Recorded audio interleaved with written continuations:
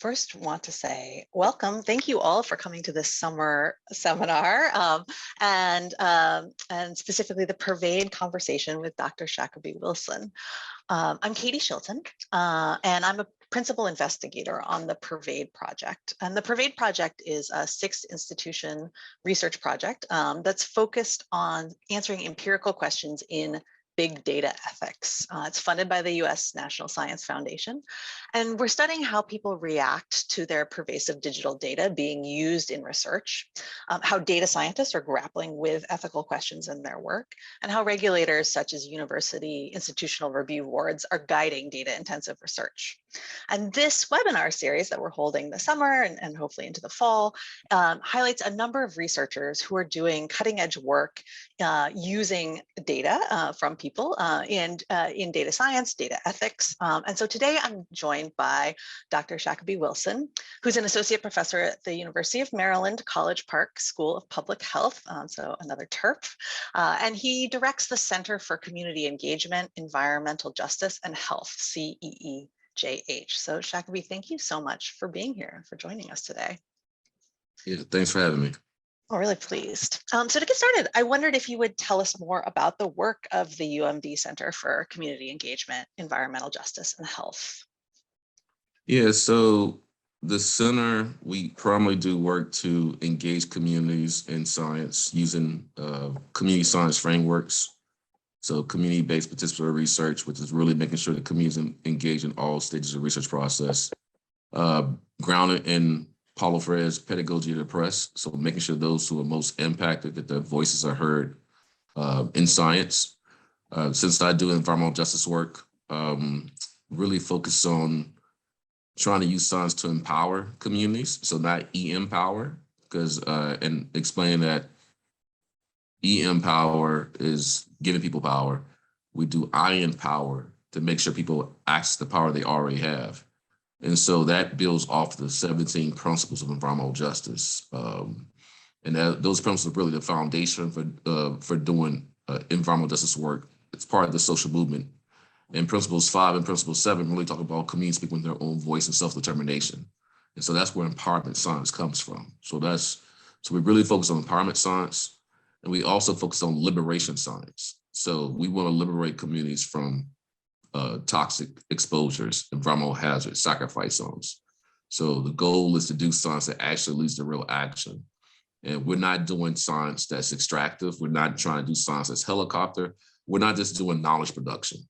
A lot of the work that I see when it comes to these issues in the US and historically in the US when it comes to science, we have this idea of dispassionate scientists who just collects data. I mean, that's a stereotype. But unfortunately, the communities that I deal with and work with, they don't have time for people to study in problems. Problematizing without solutions is very much colonial exploitation-based science. And we're not in the business of doing that kind of science. Can you tell us a little bit about the kinds of data then that community members collect as part of community-based environmental justice projects? I know you've had a wide variety of projects as diverse as documenting flood resistance, understanding the impact of pollution from chicken farming, mapping public park equity, measuring air quality in hair salons. What kind of data are people collecting to make these projects work? Yeah, so in a lot of our work, because of the distribution of environmental hazards been disproportionately communities of color, low-wealth communities. That's part of environmental justice science, is really understanding and studying trends and patterns in the distribution of environmental phenomena, particularly those that are pollution intensive, pollution emitting uses, right, and their exposure impacts and health impacts. So in many cases, community members are trying to, collect data that documents their everyday experience. So they already have contextual data, right, because their lived experience is data itself. But then on the environmental phenomena side, what are the environmental phenomena that are part of their daily experience? For many folks, that's dealing with air pollution. So we are in the business of helping the communities build hyperlocal air quality monitoring networks. And basically, the problem is a lot of the US EPA US EPA regulatory monitors, they're sparsely located. They're not really located in a lot of the areas that have the most need and the most hazards. In many cases, those sensors may be used, those monitors may be used to measure data, get background kind of regional levels, and it's supposed to be representative of millions of people. Well, if you have a data that's representing hundreds of thousands of millions of people, what about the folks that are actually most impacted, who are most exposed? That data is not representative of their daily exposures, their daily exposure burden. So what we try to do is bring in new sensors and collect more granular data.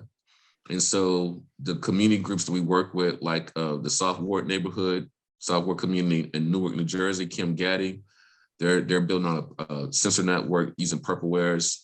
We are, which is a sensor that can uses a laser that can give you near real-time levels of particulate matter for the audience. Particulate matter is basically dust in the air. It's measured in microns. So 2.5 microns is 2.5 microns in diameter. That's the stuff that's really bad for your health. It's a major contributor to asthma, stroke, heart disease, cancer, other negative health outcomes. And so we're helping them build these networks, collect particulate matter data in Newark, in South Ward, in Cheverly, Maryland, which has a metal recycling facility, a lot of warehouses, and also a lot of traffic, big truck traffic, and also commuter traffic. And we also have a network in Uniontown, Alabama. We're working with BBC down in Uniontown, Black Bills for Justice, and Black Bill Citizens for Justice. And we're also done some work with the Low Country Alliance for Model Communities in North Charleston, South Carolina, on measuring air quality impacts. They've actually been working with LAMC since 2007, because they're in a port community. So when we think about ports, whether it be airports, seaports, river ports, also dry ports, warehouse complexes are known as dry ports. You can also have intermodal facilities too. We have multiple modes of transportation, transporting goods, right? So there's a lot of pollution emissions associated with those type of activities. So we call that goods movement. So whether it be the Port of Charleston with LAMC, engaging with folks in Savannah too, the Port of Savannah, the folks in Newark and their port as well, trying to do some new work with folks around Baltimore around port issues. A lot of our work is around goods movement in ports, or the movement of goods. And so a lot of air pollution, not just particulate matter. You have volatile organic compounds, you have polyaromatic hydrocarbons, PHs. Some of the VOCs are things like benzene, xylene, toluene, formaldehyde. Think about any fossil fuels when you combust fossil fuels. You have VOCs as that are combustion byproducts. And so that's a big part of this community work, not just our work, but work around the country where folks are trying to understand what type of pollutants they've been exposed to, and looking at exposure differentials and connecting that data to disease relationships too, right? But then trying to say, hey, we have high levels of air pollution. We need to get some more monitoring from our state regulatory agency, and we need to get action. We need to use this data for action. So Miss Margaret Gordon and her work in Oakland with Aclima. Aclima is a company that does mobile monitoring using Google cards. They have like these monitors that can measure very block by block levels of pollution. Or you have folks like folks at George Washington that are doing work around using satellite data.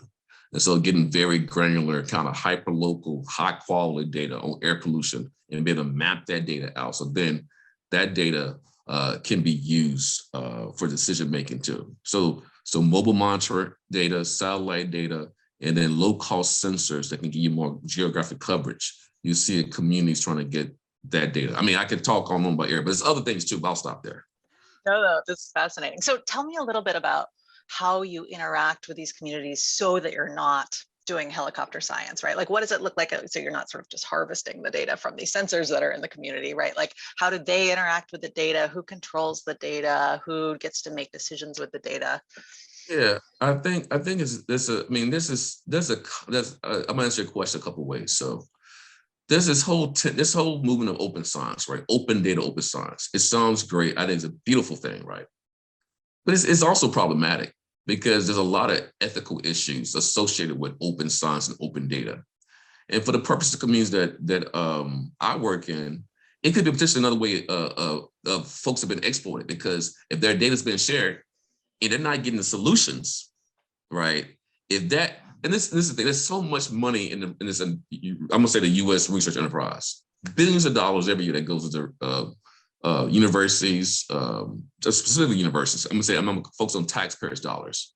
You have taxpayers who have been, poisoned basically by industries, whether it be chicken farms, hog farms, incinerators, chemical plants, highways and byways, petrochemical operations, compressor stations, fracking sites. You can go on and on, refineries, on and on, right? They want their dollars to be used for research for action, right? And so that's part of the ethics. I know you probably have that's a separate question, but it's part of the ethical, the sort of framing, the ethos you have to bring to this work. Now, how do we make sure that you don't have the exploitation? Well, part of it is it's just kind of simple stuff. You have to build relationships with communities, and unfortunately, because the history of extractive science in the U.S. as it relates to folks of color, I'm gonna say Black folks particularly. If you look at Tuskegee, everybody knows Tuskegee, Sisters Project. You have Henrietta Lacks, Hopkins, and taking, her sales and doing all this cancer research and making billions of dollars off of it and really limited benefit to the family. There's the lead study. That's another Hopkins issue, right? And I just don't want to dump on Hopkins. So I'll bring some other examples of in medical science. One of the first heart transplants, I think, was done when an African-American man had an accident. His heart was illegally taken from him for I think, a white male in Virginia. You look at the history of sort of the father gynecology. Who did he do his research on? Enslaved Black women. You look at issues of eugenics in this country, eugenics globally, but eugenics in this country, and the thread, so this stream of eugenics is still kind of pervasive in our medical research. We want to focus on genetics. We want to do reduction of science. We want to talk about what's wrong with you instead of looking at upstream factors. I live in an environment with polluted air. Hey, that's what's wrong. Why don't I have access to safe housing? That's what's wrong. Oh, my water's contaminated. That's what's wrong. No, it's your genes, right? So that history of, and there's other examples too. There's other examples too of medical science exploitation of marginalized groups. That's a major, my point is, there's a major distrust and mistrust. And then you got universities who may have baggage because they're doing research in communities that are nearby. They take their data, they have a class, maybe it's a capstone, or they have a class that goes and collects data all the time. And then the community sees no action. So you have to build relationships. You have to build trust. You have to have some Aretha Franklin.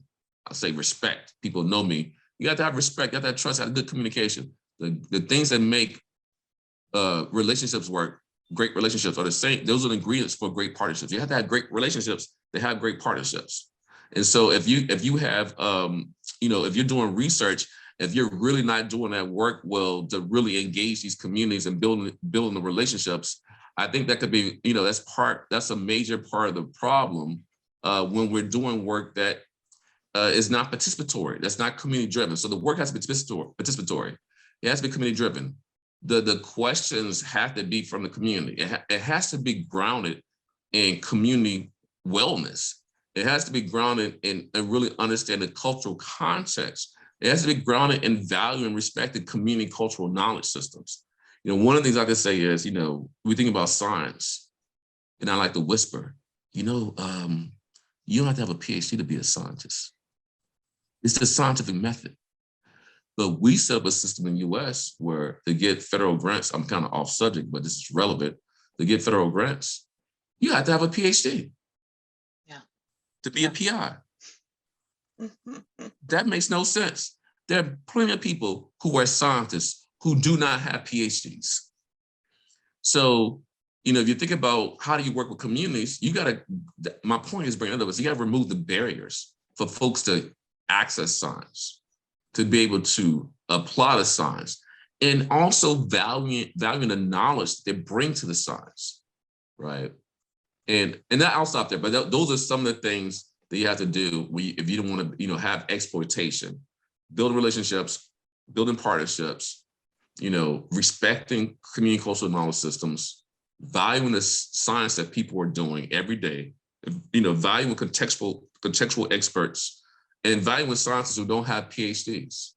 Because, these questions of whose knowledge counts, whose questions counts, whose science counts, those are barriers when we are not valuing the knowledge of the questions, the research, the data of folks who are doing science, but who may not be at an academic institution or who may not have a PhD.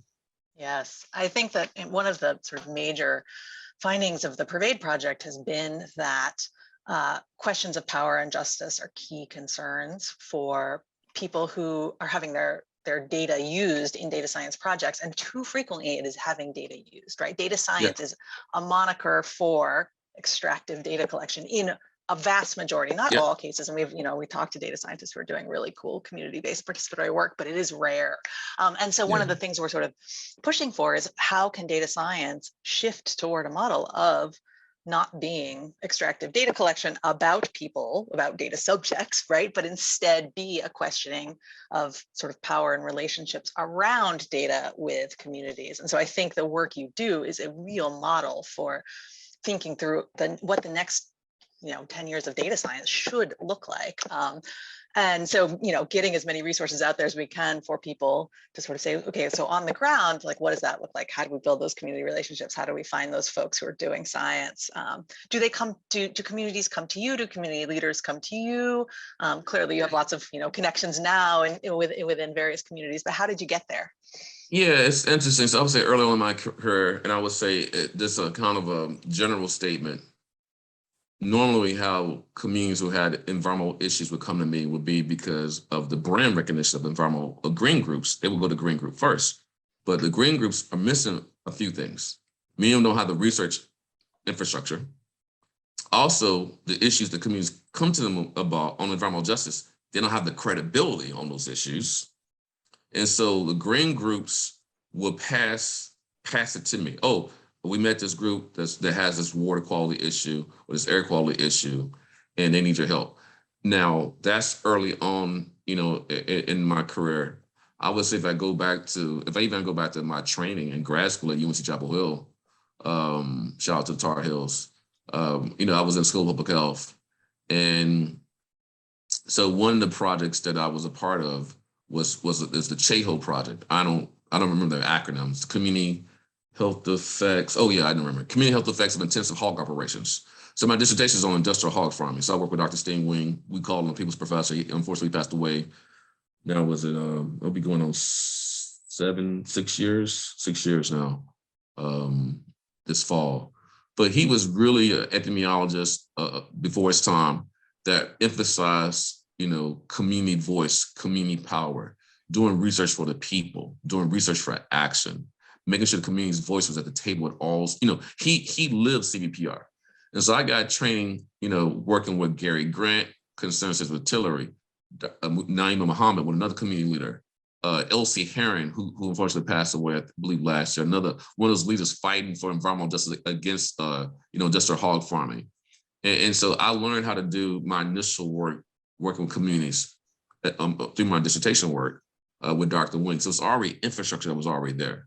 Now, there was this annual environmental justice conference. One of the oldest environmental justice summits in the country is run by the North Carolina EJ Network, which is one of the oldest statewide environmental justice networks in the country. And I met Omega Wilson, who was dealing with the lack of access to soil water infrastructure in his community in Mebane, I think in 1999. And so I was a student with a couple other students, Dr. Chris Haining, Dr. John Cooper, who's now who does communication work, actually VP of communication at Texas A&M, and Chris is at Hopkins. But we were students, so we came up with a student team to work with Omega to figure out some of the issues in his community. And so I learned how to work on this other issue. So I got grounded in community work and in my training, with Dr. Wing and with Omega. And so I've carried that forward with me throughout my career. But since I've been in Maryland, now to get back to your question, I've been able to expand my network. It's easier for me now to connect the communities than before, where more of the communities know who we are. And part of it is we had a DMV Environmental Justice Coalition that emerged out of an annual EJ symposium that we host. So one of the places where really we're able to meet with advocates, activists, green groups, others, policymakers, others who are interested in environmental justice and health issues in the region was through the symposium. And now we're at the 8th symposium this August. And then out of the 7th symposium, or the 6th symposium, I think the 6th symposium, emerged a second generation of the DMV-EJ Coalition called the Mid-Atlantic Justice Coalition. So now we have a lot of frontline, fence line groups, and we're growing it. It's not as many as we'd like to have, who are part of that coalition, and we provide technical assistance and research support. When I talk about empowerment science, I'm talking about we do science that serves, right? And so in many ways, if you think about our center as a lab, it's a service, it's a science service lab, okay? And so we're providing science service to community-based organizations that are part of that coalition, that are in the Mid-Atlantic region. And then we have other national networks we're part of. So folks may call, email, say, hey, we need some help on the project. Now, it's sometimes difficult because we can get overextended, provide technical assistance. But a lot of cases when it comes to our partnership work, it's initially a technical assistance project. We may need some help getting the monitor network up and running, or they may need some help with some GIS mapping. And then either that could lead to a longer term partnership, or could just be short term. But a lot of cases, the partnerships that we have now, long-term ones, started out as a technical assistance kind of project. Fantastic. So yeah, I'm hearing like there's a number of components to this sort of infrastructure for good community-based participatory research, and that includes training and mentorship with folks who know how to do it, who are doing this work already. It includes community groups and nonprofits, right? This whole network of community-based groups that are not academic groups that you can start to talk to and partner with, and then they help make connections you gotta be connected to the social infrastructure in the communities. Yes, that's and be connected to anchor institutions in the communities, and be able to engage with trust agents in the community. So even if you don't have trust, because you may have baggage, you got different kinds of baggage. You got baggage because of your cultural differences.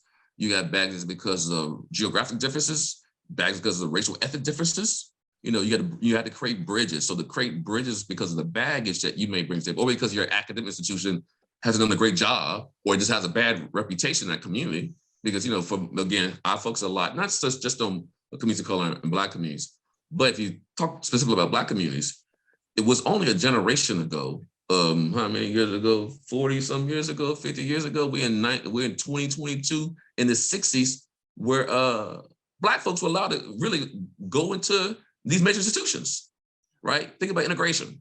So there's still residual bad blood, bad relationships between the institutions in the host community, particularly in a lot of these urban communities too. So, you know, you have to, again, as I said, you got to have the, what did I say before? I said the trust agents, one level. Yes. The anchor institutions. Yes. And then the third one, I forgot the third one, but yeah, those things are important. Yes. Oh, I love it. So another sort of issue that the PERVADE project has been dealing with is the double-edged sword of data as, you know, a source of new knowledge creation, something that people, you know, it can be exciting, but also a source of vulnerability for people, particularly forms of data like GPS data, but, you know, other forms of, and so I wondered if and how you think about introducing new vulnerabilities in communities when you're asking them to collect data about themselves, about their areas, and if so, how you mitigate those vulnerabilities or think about, you know, reducing them. I mean, that's a really important question. That's different. So let me see. So we use the word vulnerability. I think it's important. It's a good word to use. Let me respond to it in a couple of ways. So one of the issues that I kind of push back, even though I'm a big proponent of building hyperlocal air quality monitoring networks. So communities are being dumped on. Now they got to do their own monitoring. Right. So what's the point of having these government agencies? Would you agencies? do some extra work for us, please? Yes. So why? So that's a big challenge, and that creates, I won't call it a vulnerability, but I would call it, they already been, so if I break it down for audiences, like the stressors, right? So I'm gonna use the language stressor. So you're already dealing with chemical stressors like lead, mercury, particulate matter. You may be able to deal with biological stressors in your community too. So there's intersectionality between these stressor exposures, okay?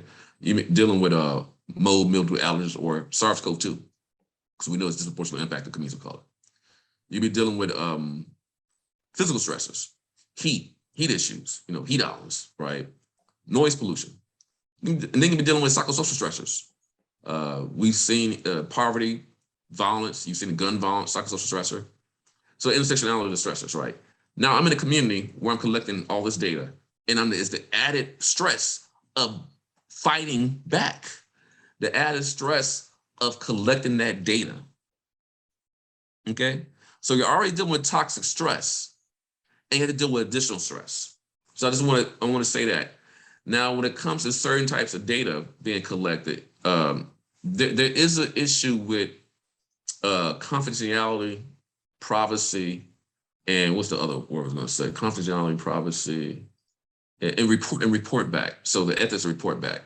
So you could be collecting data on air quality, water quality issues, and based on some of the public health laws, for example, if your home is in certain conditions where for example, your septic waste, this is from Mebane, working with Western Valley Association, septic waste is contaminating your well water or is running off of the reservoir, your home could be condemned. So you got to have double blind folks because we want to help them, not have them lose their home. And it's not, and actually, in many cases, it's not their fault that their housing is that condition, because it could be due to environmental racism, the lack of investments and disinvestment that let the infrastructure be poor in the first place. You have that. You have the issue of, report backs, a lot of these cohort studies where people participate in these studies. And I mean, many of y'all may be familiar with this term, the exposome, your total exposure, like exposure to different pathways, different media, built environment, social environment, all these exposures. Okay, and then you give me the data. Now you telling me that I have this kind of loading of chemicals in my fatty tissue in my bone. Okay, what am I supposed to do with that? So there's a report back ethics piece there. Dr. Rachel Lafroche, folks at the Solid Spring Institute, folks like Dr. Ami Zoda have done some work in that area about how you do ethical report back. And it's a huge issue in the work that I do. And it's also, it was mentioned in a chapter, I believe, in Exposure Science in the 21st Century. That was a report that the National Academy of Science helped to write back in 2009, 2011. And we talked about that. That's a big issue. And then it's these new forms of data, the Internet of All Things, we actually had in that report, we talked about ubiquitous monitoring. In many ways, and that was on the more pollution side, but we've already been ubiquitous monitoring. I mean, I'm being monitored right now. Every time I go online and go look at something, I see some movie, something about a comic book movie, because I'm a comic book guy. So, I need maybe turn off some of those things. Right. Yeah. So how do I think that's the type of data, our kind of behaviors are being tracked as relates to as consumers. So I think the ethics, data ethics around that has definitely not kept up with the new forms of data that we produce every day and how it's been extracted, how it's been monetized. A lot of our big data companies, they've done a really good job of monetizing consumer behavior with very few benefits to those consumers. So that's a form of research exploitation that needs to be addressed, and it needs to be more regulatory reform, in my opinion, and more ethical boundaries injected into all the data spaces. So I'll stop there. No, I think that's really helpful. And I wonder, is this a conversation you have? When does sort of data stop being science and become surveillance, right? Like, and those two things are not, they overlap, right? They're not distinct from each other necessarily. And so I wonder, is this a conversation you have with community leaders about, should we collect particular kinds of data, or what happens if we collect this data? How do we secure it? Yeah, no, we talk about data agreements. I mean, one of the frameworks that I think is in conflict with open science, open data in some ways is a community owned and managed research framework, which is one of the frameworks that my Omega Wilson I mentioned before. His group were created in response to some exploitation that was happening with some faculty at UNC Chapel Hill. Again, shout out Chapel Hill. It was a bad thing they were trying to do, and so they had to come with their own framework to protect their data. And also to make sure the data was used for action, not just, tenure, promotion, grants, and that kind of thing. People getting, change in their pocket, but not change for the people.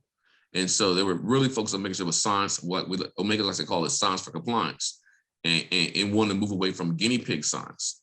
So, one of the things we do is we write MOUs, like this is how the data is going to be used. So we have data sharing agreements. And that sort of commitment to using data in a way that's beneficial community comes from the work with where in many ways, and the MOU's experience come from work with where, and making sure we focus on data sharing agreements that and I'm not saying it has to be just one direction where it's all beneficial to the community, but data sharing agreements that have co-benefits to both the researcher, data scientist / data scientists, and also to the community. So in the sort of like the citizen science parlance, because I talked about community science, I'm also on the board of the Citizen Science Association, and I bring a lot of focus on DEI issues in science to the Citizen Science Association. But citizen science is a huge deal, and you think about traditionally, it's the democratization of science. You got like bird watching, water quality monitoring, et cetera. In many cases, you have a lot of volunteers. You got the N of one or the N of many, right? When you think about citizen science, N of many would be crowd mapping, crowdsourcing. N of one was to be someone out there just collecting water samples or air, temperature readings at their home, right? And so I think, I think there's opportunities for open science for that to kind of work. We have crowdsourced crowd mapping, you map all that data. But then get back to your previous question, what if you're right near a fence line of an industry and they say that you're collecting data? Then that could lead to, and this is real talk for everyone, folks get intimidated. Folks are, industries, I don't want to broad brush all you industry folks out there, but you got colleagues in your sector who may intimidate folks. I know a lot of community leaders who've been intimidated by industry folks, or folks get bought off in the community. And it's all, and that's actually a way to intimidate people too. It's a monetary intimidation because people get bought off and then they won't complain because then they're walking around on eggshells. When I like to call it was it turkeys and trinkets? They give turkeys and trinkets to communities, or turkeys, trinkets, and t-shirts. And we gave t-shirts to the local veterinary school, right? And then folks, we got some t-shirts for the soccer team. They're not gonna say anything. We got some turkeys around Thanksgiving. They're not gonna say anything. We got a couple scholarships for our youth. They're not gonna say anything. So that's a form of intimidation, And so we have to navigate that. And so for me, it's really important to emphasize in the discussion that we have to, whether it be community science or citizen science, that we have to understand the rights that impacted residents have in this space, and to make sure that, we are doing no harm. And so if you're collecting data and you are just, well, Dr. Wilson, I'm just collecting data. Well, if they already been harmed by what's happening with the industries and you do nothing about it, you also part of the problem. And like, that's not being a scientist. No. You can still do great science, but how are you making sure that you're contributing to the solution? So whether it be citizen science or community science, that's an important part of doing this work. One of the sort of takeaways that we've been developing is that I think part of some of the most egregious uses of data and data science haven't necessarily been because of bad intention, but because using data has become very easy. Getting data has become very easy. And what I think you were pointing out so nicely is that it is good when there's friction in the data gathering process, right? When you need MOUs, when you need to think carefully about like who's collecting the data and why, and who has access to it, and what you're going to do when you have findings from that data, right? Like spending the time, because what you're describing is just a massive amount of work, very clearly, right? And it's not work that's going to get you that paper that's going to get you promoted or whatever, right? It's work that is part of the justice. That's the thing though. So if you think about the power and justice issue, so we're talking about data justice, right? So we're talking about data justice and how data, who collects data, how data is used, how it's preserved, how it's shared, confidentiality, privacy, these things are important, but universities have a role to play. So the funders first have a role to play. Universities have a role to play too. So, for example, in the community engaged research space. So I'm gonna go back to community-based participatory research. There's plenty of articles for the audience to look up that framework. But one of the things that I pushed back at the University of Maryland, and I think it's gotten better in the 11 years that I've been here, which is part of the problem. When I first got here, I'm up and coming a researcher on the board of Community Campus Partnership for Health, one of the leading international organizations to support the use of CPPR. for, public health research, social justice research, right? The tenure promotion guidelines didn't have metrics for the kind of work that I do, right? For basically half the work that I do. So I actually, when I got here, I was like, okay, I mean, I'm on this board as organization. We actually created tenure promotion guidelines in 2009 that y'all could adapt. And it took years, literally years, for the university to catch up with other universities already doing. Even though we're a land-grant institution, we're supposed to have a service mission. Right. Even though we have a school of public health. And one of the core things of public health is serving the public, duh, right? And also we do a lot of community engaged work. So how you have a school of public health that does community engaged work and you actually don't have metrics on the books to actually evaluate that work? Like public health practice or applied research, solutions research, highly problematic. So I would say during my time going for tenure, assistant associate, half my work was encountered here in Maryland. There was some issues there. I won't go into that story, but that happened. And when I went for full, just recently got full, still not a lot of metrics. Better than my first go with assistant associate. Now, I was going to say, to add to that, now we have a lot of institutions that are talking about they want to be anti-racist and focus on DEI. You can bring those metrics into the tenure promotion guidelines, and that will help change the culture of the type of work that's valued, right? Because you have a valuation system that doesn't value this work. Of course, you're going to have people who are not going to do it, who want to do it. Of course, you're not going to have departments and schools that are tenuring and promoting people. And so you got to change the culture, but you got to get it on paper, and you have to have the appropriate metrics, and you have to have people committed to anti-racism, committed to social justice, committed to DEI at the department level, at the school level, and in your tenure promotion guidelines. So it's possible and we got to see that kind of cultural change. And we've seen some shifts at Maryland. I think hopefully we'll see some more shifts under the new president. For example, the University of Maryland. But there's other institutions too where they're talking about DEI, they're talking about anti-racism, they're talking about social justice. Well, you can't just talk about it, you have to be about it. And part of being about it has to be in your guidelines, tenure promotion guidelines.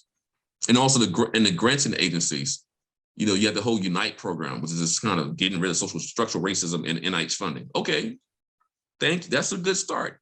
But you got a history of inequities in your funding and a lack of grants going to faculty of color from underrepresented groups in the sciences. And that's a lot of work that's being done at the federal level too when it comes to funding.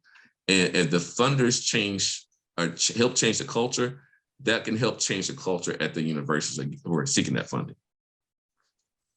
I keep getting excited to ask my next question and forgetting to say, for the audience, the question and answer feature is open. You may add questions to it at any time, and I will relay those questions to Sacoby. This is really exciting. So please feel free to keep asking questions. Just for everybody, it's Sacoby. I know you said it a few times. It's actually Sacoby. You're fine. I'm sorry. That's fine. That's fine. Go ahead. And I misidentified you as an associate professor. Congratulations on your promotion. That's fine. It won't be official. I mean, it's in my signature. It won't be official till August, but it's fine. Well, that's wonderful news. Yeah, thank you. What's coming next on the community data ethics horizon? What are the issues that we should be thinking about that we haven't talked about yet today? These are really, really important issues. I believe, there's a lot. There's a lot. Because as I said, I think the new data, the ways we collect data have outpaced our ethical kind of infrastructure and regulatory kind of bounds, right? And I'm not saying we're in a wild, wild west of data collection, but you have so many new data companies that are popping up, and so many ways that data has been exploited. Consumer data has been tracked and monetized. I mean, the monetization is so problematic in my opinion, and more needs to be done in those spaces because we have a capitalistic kind of framework that's been applied to this data, and I think there are a lot of people who are losing out because we don't have a good sort of ethical frame that's being used across sectors. In some sectors, like for example, even though I critique the EPA and some of the environmental regulations, that's more advanced than some of these other data issues that folks have been dealing with. And then you have the whole disinformation issues. And so how data is not really real data, or it's like, a little bit of data can lead to a half truth or, misstatement or fault, so more, and then this information realm and more needs to be done there. But I would say, kind of getting back to some of the work that I do, I do have some funding from the Bezos Earth Fund and through that data collaborative. And so we're having these type of discussions about, how do you work with communities, how you bring in, data scientists, data companies, how you deal with ethics. We're talking about, a lot of these issues, and we're talking about some of these same issues with the Citizen Science Association. One of my colleagues, Dr. Karen Cooper, who's at NC State, their university has actually been designated as a citizen science institution. I'm not sure what that means, but I think it sounds like a good thing. But she got funding, and with some other colleagues from, I think, NC State and other institutions, got funding from NSF to look at data ethics with citizen science. And they're coming out with a citizen science data ethics toolkit. So that's something that could be looked to. I think could be a resource for folks who are in more like the citizen science space. Yeah. I'm not sure when it's going to be released. And I think she's also, Dr. Cooper is doing some great work. I think she's also done some other ethics related research around engaging communities of color, engaging marginalized groups. She's also working with historically Black colleges in North Carolina. As part of the data collaborative, I believe they're part of the collaborative is trying to engage a lot of our MSI institutions. I might use the term, I'll use the term for the purposes of our discussion, minority service institutions. So trying to engage historically Black colleges. I believe part of the frontiers relates to data science is trying to engage more of our academic infrastructure beyond our primarily white institutions, or particularly ones that are heavily funded, and trying to build out the data science infrastructure of our historically Black colleges, our tribal colleges, our AEPI colleges, our Hispanic Latino serving institutions, right? I think just to have an equal playing field, and that gets back to the point of the DEI issues, the diversity, equity, inclusion issues, or even when called use a JEDI. We use JEDI with Citizen Science Associates. So the JEDI issues, justice, equity, diversity, inclusion. I think there's some justice issues that are very important there. It's related to who's doing the work and making sure that other types of institutions are doing the work. Another issue I believe that's on the horizon is this data repositories, data hubs, and how those data hubs are being built, who has access to those data hubs. And then also, as I said before, the whole monetization of data, I think is important. And then even when you think about in public health or even in medicine, we have personalized medicine. So people's, individual data, how that's used for individualized medicine, for personalized medicine. I think that's on the horizon, on the frontier. I believe NIH has a program called All of Us, where they're trying to do more and getting people engaged in research and kind of bringing like a citizen science kind of crowdsourcing frame. I believe I may be incorrect. So whoever with All of Us, you can push back, hey, that's not right. But that's another program to look to that has some potential good stuff and some potential challenges, right? So those are a few things that are on my mind. But I also think, when it comes to this new administration and it comes to environmental issues, I'll get back to that. There are a lot of executive orders and efforts to address communities that have been historically impacted by environmental climate injustices. There's a lot of money out there that's going to be invested through the infrastructure bill, right? And so we need data to, as I like to say, identify, prioritize, and micro-target communities with those investments and getting the right data. So having mapping tools is a big issue right now with screening tools to be able to screen the map, visualize communities with these issues. And then making sure you have really good data as indicators for the indicators in those tools, because a lot of the data, as I talk about air quality, is really bad data. So I like to say bad data in, bad policy out. So getting better data so we can, again, identify, prioritize, and micro-targeted communities that have the most need, getting the best health data, the best air quality data, the best soil quality data, the best water quality data, the best data on energy use. These things are important. And so there's a lot of data needs there in the environmental space. One of the things you've really emphasized that I think is particularly important is that citizen science or community based science is about data for action, not just data for knowledge, but data for action. And how do you talk to your students about making that connection and what to do with data in concert with communities once you have it, once you understand it, once you have the map, right? Then what?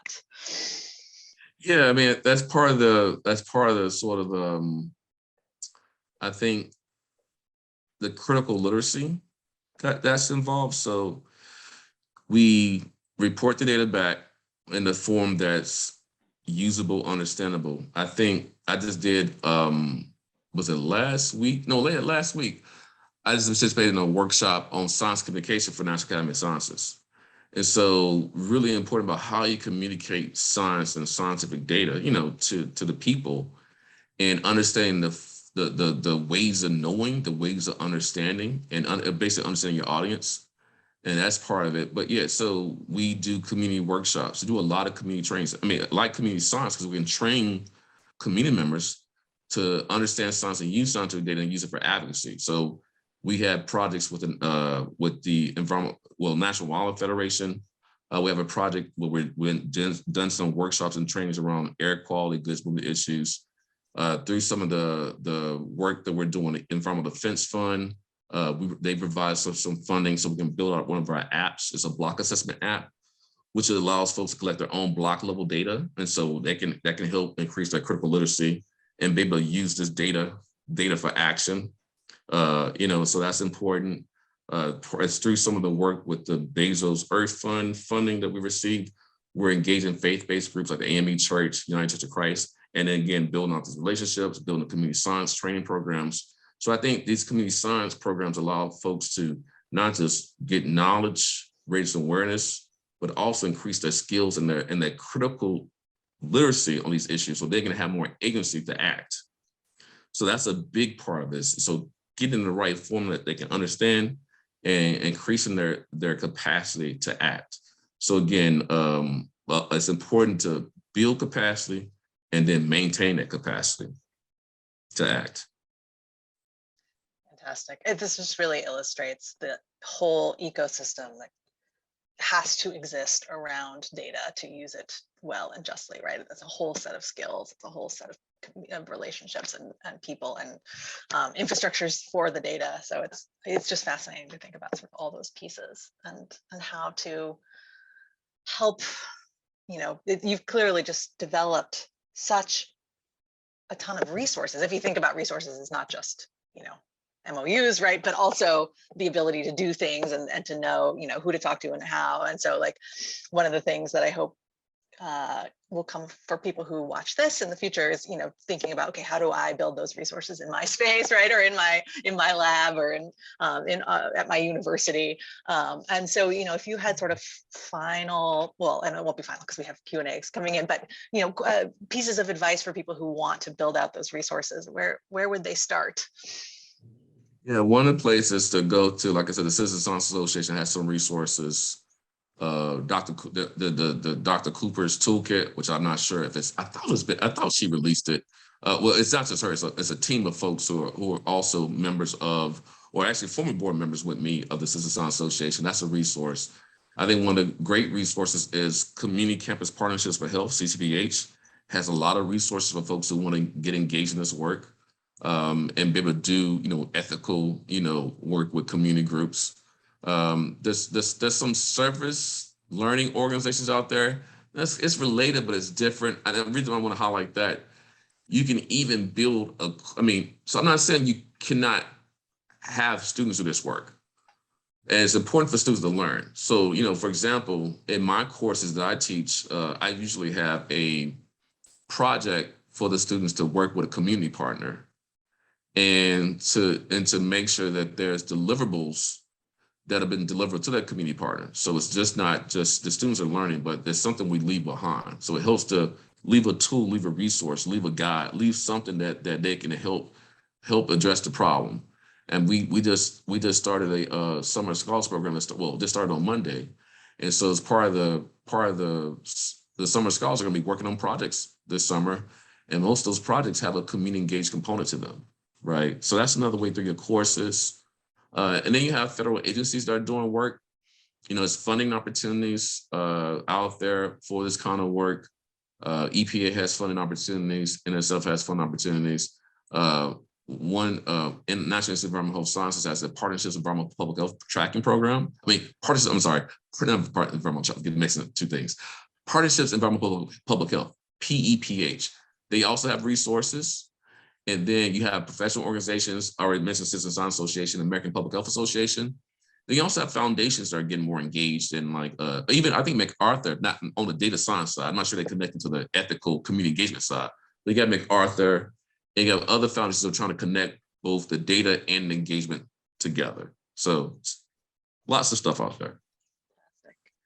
We had a question come in from Saguna Shakar, that I think we anticipated, but I want to signal boost her question because she's also working in this area. So thank you for the energy and years of inspiring work that you've shared. I've been working on creating a resource to support community partners and academic partners to negotiate their use of data. This sounds so useful in the context of research and services with immigrant and refugee communities. And so might you recommend any resources that come to mind on data practices in partnership to support more equitable and less extractive relationships, or resources that you think should be created? Yeah, I would say that I believe one of my colleagues Citizen Science Association, I think we're trying to do some, as I said, some work in this space. So I would say that toolkit that Dr. Cooper and the larger team created may be a resource for you as well. And also community campus partnerships with health. I think those will be two places to start. Fantastic. Well, anything that we haven't touched on today that you want to make sure we get into the conversation? No, I think I covered a lot. I believe that, going back to the last question, there are populations that, may be living in vulnerable conditions. I use that term because I was at a meeting recently, and I like the framing. We kind of use some words that make it like vulnerabilities are intrinsic, vulnerabilities are extrinsic. So instead of saying vulnerable populations, vulnerable conditions. So we have populations who may be living in vulnerable conditions. Things are, economic vulnerabilities, social vulnerabilities that we need to pay special attention to. And I would say that, the work in environmental justice provides some insight into how to navigate and work with those communities. And I think some of the same ethos and ethical practices that comes to work on communities with EJ issues, I think are applicable to folks who are maybe climate refugees, right, or other types of refugees, folks who may be living immigrant communities who are dealing with pollution issues, or maybe are coming from war-torn areas, folks who are maybe prison, who've been trying to navigate sort of the prison industrial complex, so maybe been in the system and coming back into communities. And so there's different ways to work with those communities. But I think the focus on relationship building, understanding context, and doing science that serves is really, really important. How can we make sure we do no harm in doing science that serves? Fantastic. Well, thank you so much for joining us. We will be posting this on our website, and we will track down some of those resources as well and provide links because they sound just fantastic. Thank you for spending this time with us, for answering these questions. There are some kudos in the Q&A coming in. People really enjoyed hearing from you. Thank you so much. Thanks for having me today. And thanks for the audience too. Thanks all. Cool.